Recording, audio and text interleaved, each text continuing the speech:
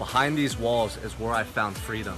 I spent over 2,000 days in prison, learning more about myself in this life than I ever could have thought possible. Just behind these walls, I spent 17,520 hours changing my life. And when I teamed up with Sean, it was to change 1 billion lives for the better. Join us today and level up and become the architect of your greatest life. Welcome back, everybody. Travis Richey here, your co-founder of Convicted Mindset. And I want to make sure that on this journey here on our YouTube channel, we're taking you to give you the best tips and tricks so that you live a life of freedom. Emotional freedom, spiritual freedom, physical freedom, and most importantly, financial freedom. Oftentimes, the bag is stacked against us when we walk out of those prison gates. It's difficult to get a job if you have to check the box for a background. It's difficult to get a job that has a paying living wage. What I mean by that is it's difficult to find something that really puts you in a category to make as much money as possible. And so this episode today, I want to focus on credit. While I was incarcerated, I had the opportunity to teach as a tutor out at the community college for the inmates.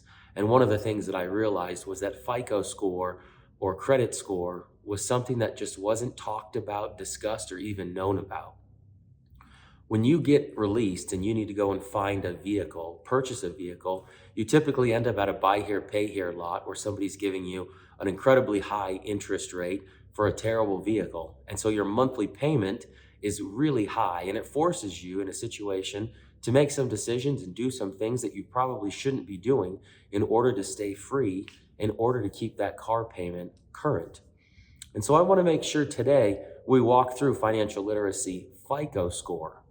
Credit score is the foundation of everything. It gives you a good interest rate. It gives you a good opportunity to set yourself up for the future. And so step one is going to be to obtain or understand what your FICO score is. What is FICO? What does it even mean? It's an acronym. FICO stands for Fair Isaac and Company, and it is a company that literally takes individuals and runs them through an algorithm and produces a 3-digit number between 500 and 850 to give you your FICO score. The closer you are to 500, the lower or the worse credit score you have, and the closer you are to 850, the higher or the more credit worthy you are. In a perfect world, we want to get everybody listening somewhere between 650 and 720. That's a really good borrowing FICO credit score. And so you're probably saying, hey, Travis, how do I find out what my score is? And there's a couple different ways.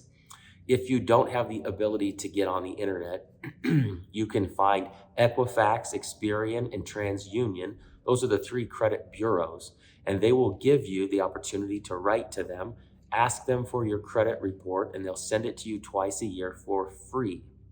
Okay? Keep in mind, it is free by federal law, so do not go out and pay anybody to obtain your credit report. The second thing that you could do is if you do have access to the internet, you can go to creditkarma.com, and through the Credit Karma account, it's going to ask you a series of questions about yourself to make sure that it's actually you. And after you verified your identity, it's going to give you your credit score.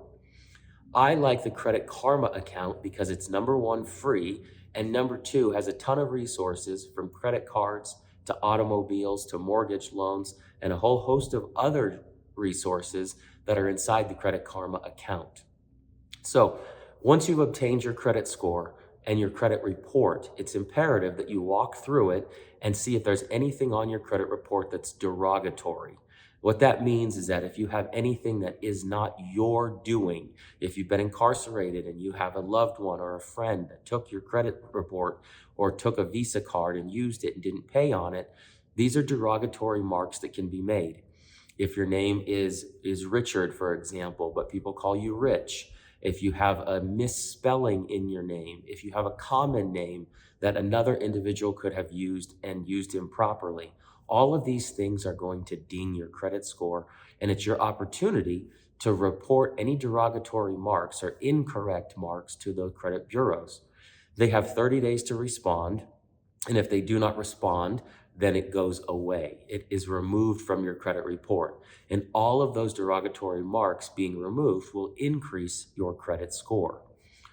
So that's the first thing to do, is to make sure that you look at your credit report and that it is you and that there's nothing on there that doesn't belong to you. The second thing to do is to find out, how can we increase our credit score? What we want to do is we want to use debt properly, and we want to use debt responsibly.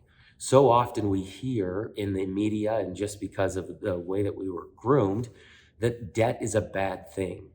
I'm here to tell you that debt is a bad thing if you can't control your debt, just like anything in life.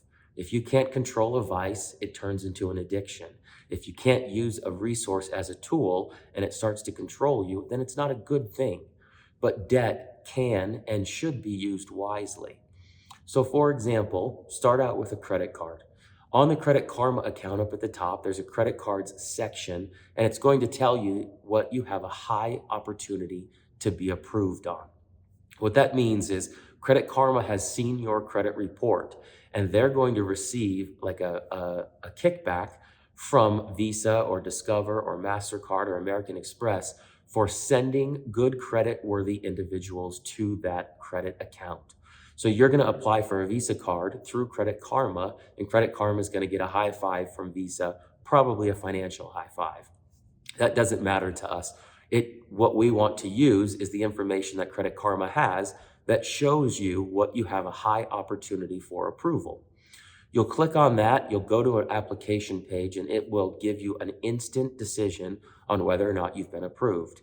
And so now what you want to do with that credit card is you want to take all of your monthly transactions, all of the gasoline that you purchased with cash or debit, all of the food that you purchased with cash or debit, all of your typical household expenses, and the things that you would have normally spent money on each month, you'll use that credit card now. You want to use it for a couple of reasons. Number one, identity theft. If you're ever in a situation where you lose your card or the card is stolen, Visa and MasterCard and Discover and American Express are going to have your back much easier than your banking institution with your debit card. That's number one. Number two, you can have Sky Miles, you can have rewards points, and you can have cash back by using your credit card. So you'll want to use those cards to your benefit.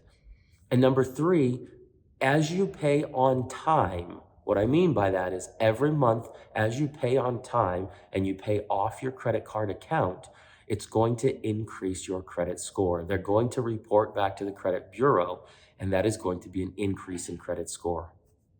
When the credit bureau is looking at your credit score, 35% of your credit score comes from past performance of payments. And so if you have been incarcerated for a while and don't have any payments, you're probably going to have a low credit score. So the minute that you start making on-time monthly payments and paying off your balance in full, your credit score is going to increase. Keep in mind, I did say paying off your balance in full. So for example, sit down and budget out some household items. If you spend $50 a week on gas getting to and from work, you're now going to have $200 a month on your credit card that you need to pay off entirely at the end of the month. The way that we use credit responsibly is we pay off our balances, we pay off all of our credit card bills monthly in full, and that's going to increase your credit score. Start there with getting a credit card. That's going to be one line of credit, and then we'll work next week on other things like mortgages, home loans, auto loans, student loans, and we'll show you ways to increase your credit score along the way.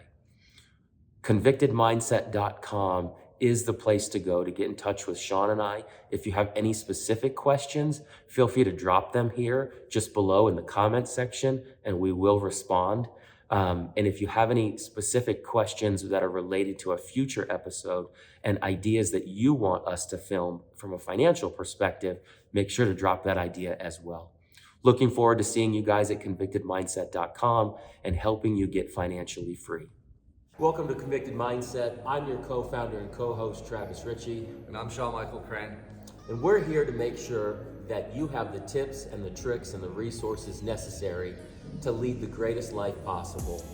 We realized with our time spent incarcerated that some of the worst prisons in America were not made of concrete and steel, but were rather the limiting beliefs and the self-doubt and the mindset that didn't serve you to be the best human possible.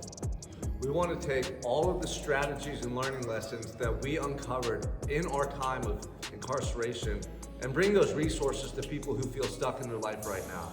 We've developed 4 pillars of self-mastery that cover mental, physical, spiritual, and financial well-being to give you access to that information so that you can apply it to your life.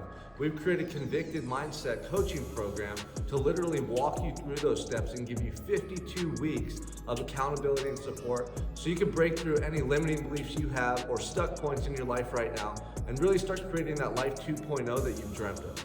What we realized that while we were incarcerated was that access to real life-changing skills was scarce. And so what we want to make sure that we're giving to you are tangible step-by-step resources that help you physically, emotionally, spiritually, and financially to take you from where you are to where you know you deserve to be. Join us today at convictedmindset.com and help us level up the world to change 1 billion lives for the better.